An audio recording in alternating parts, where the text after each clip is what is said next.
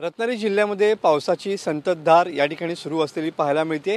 गेल्या 2 दिवसांपासून रत्नागिरी जिल्ह्यामध्ये मुसळधार पाऊस कोसळतो आहे आणि त्याचमुळे सर्वच नद्या या ठिकाणी दुथडी भरून वाहताना पाहायला मिळत आहेत। सध्या आपण व्हिज्युअल्समध्ये बघत असलेली ही काजळी नदी आहे आणि काजळी नदी सलग 2 दिवस या ठिकाणी इशारा पातळीवरून वाहताना पाहायला मिळते आहे। रत्नागिरी जिल्ह्यासाठी आज हवामान खात्याने रेड अलर्ट जारी केलेला आहे। आज देखील मुसळधार ते अतिमुसळधार पाऊस पडेल असा अंदाज हवामान खात्याने व्यक्त केला आहे। तर किनारपट्टी भागात ताशी 40 किलोमीटर वेगाने या ठिकाणी वारे वाहण्याची शक्यता आहे।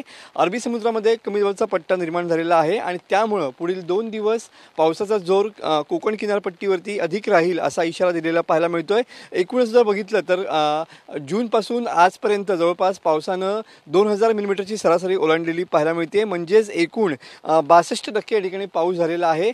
याचाच अर्थ जुलै महिन्यामध्येच या ठिकाणी पावसानं निम्म्यापेक्षा अधिक कोटा जो आहे तो या ठिकाणी पूर्ण केलेला पाहायला मिळतोय। तुम्ही बघू शकता की या ठिकाणी सध्या काजळी नदी ही इशारा पातळीवरून या ठिकाणी वाहताना पाहायला मिळते आणि त्याचमुळे काजळी नदीकाठच्या ग्रामस्थांना आणि गावांना या ठिकाणी प्रशासनाने सतर्कतेचे आदेश दिलेले पाहायला मिळत आहेत। पुढचे 24 तास हे रत्नागिरी जिल्ह्यात पावसाचे असणार आहेत।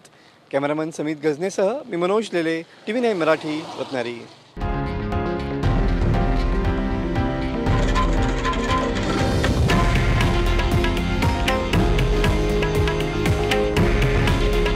हे आहे देशातील नंबर 1 न्यूज नेटवर्क आणि आपण पाहत आहात TV9 मराठी। काळजी तुमची, हित महाराष्ट्राचं।